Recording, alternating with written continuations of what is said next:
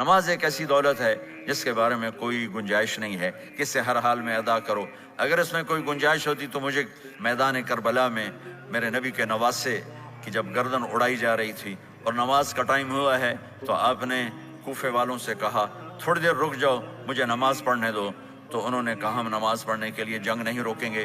تو آپ نے فرمایا پھر ہم نماز نہیں چھوڑیں گے۔ آپ نے آدھوں کو لڑائی پہ لگا دیا اور آدھوں کے ساتھ مل کر اپنے نماز ادا فرمائی، پھر ان کو لڑائی پہ لگا دیا اور پہلوں کو کہا نماز پڑھنے کو، اور عصر سے پہلے سب کے سر کٹ کے نیزوں پہ چڑھ گئے۔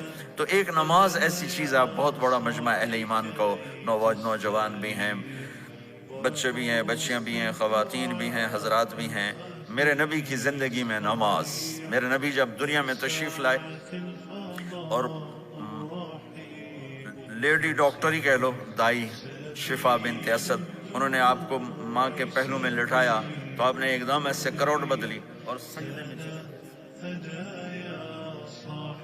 لمبا سجدہ کیا، پھر اس کے بعد سر اٹھا کے یوں کیا اور اس ہاتھ کا سہارا لے کر اس ہاتھ کو یوں اٹھایا اور ایسے انگلی کو کیا تو ایک پورے عالم میں نور ہی نور پھیل گیا اور آپ گرے، اور پھر اس بچہ جیسے ہوتا ہے ویسے آتے ہی اعلان کیا کہ میں سجدے لے کر آ رہا ہوں۔ اور جب آپ دنیا سے جا رہے تو آپ نے کہا نماز نماز نماز نماز نماز نہ چھوڑنا۔ عبادات میں ایک نماز ایسی ہے جس میں گنجائش نہیں۔ اور اس کے بعد دوسری زندگی میں چند چیزیں ہیں، چند چیز، ان سب کا خلاصہ کروں تو چار چیزیں، سب کا خلاصہ کروں تو چار باتیں، وہ بھی حدیث پاک میں۔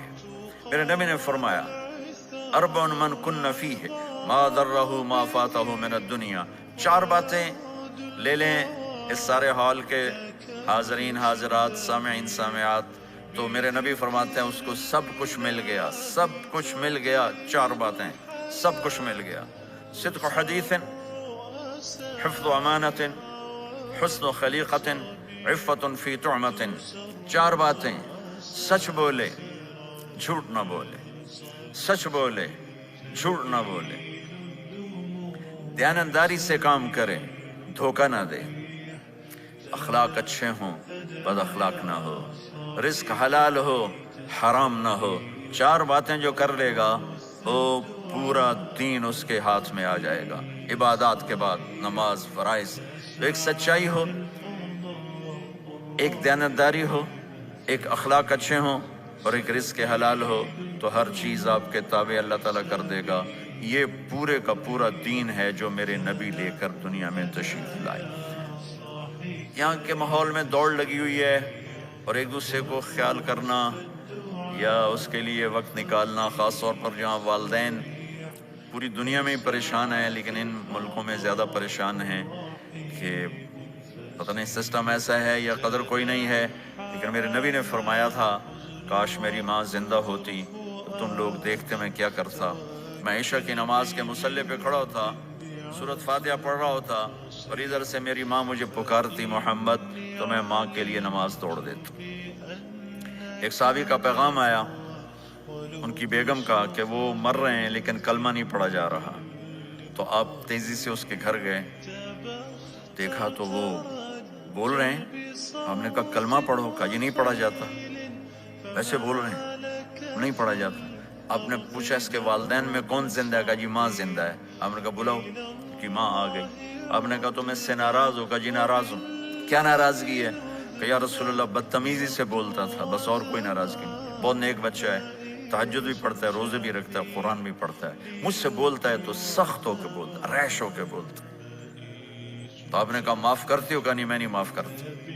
تو آپ نے فرمایا میں اسے آگ لگا دوں پھر سفارش کرو گے؟ کہا ہاں پھر تو کروں گے۔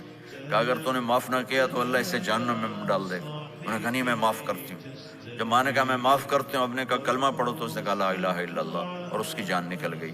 پھر آپ نے ان کا جنازہ پڑھایا اور فرمایا کہ جس نے ماں باپ کو دکھ دیا اس پہ اللہ کی لعنت، اس پہ زمین آسمان کی لعنت، ان کی نہ نماز قبول ہے نہ روزہ قبول ہے نہ صدقہ قبول ہے۔ تو مجھے آپ اکثر نوجوان نظر آ رہے ہیں، آپ فیملیز والے ہیں، اپنے ماں باپ کو عزت دیں، اپنے ماں باپ کے پاؤں دھو کر بھی ان کی دعا لے لیں، وہ دعا آپ کو کہاں سے کہاں پہنچا دے گی۔ ماں باپ کی دعائیں وہ کام کرتی ہیں جو نہ امریکن ڈالر کرتا ہے، نہ کینیڈین ڈالر کرتا ہے، نہ برٹش پاؤنڈ کرتا ہے، نہ پاکستانی ہندوستانی روپیہ کرتا ہے۔ ماں باپ کی دعاؤں سے ساتوں آسمان کے دروازے کھل جاتے ہیں، زمین آسمان کی برکتیں سمٹ کر ان لوگوں کے پاؤں میں آتی ہیں جو اپنے ماں باپ کی دعا لیتے ہیں۔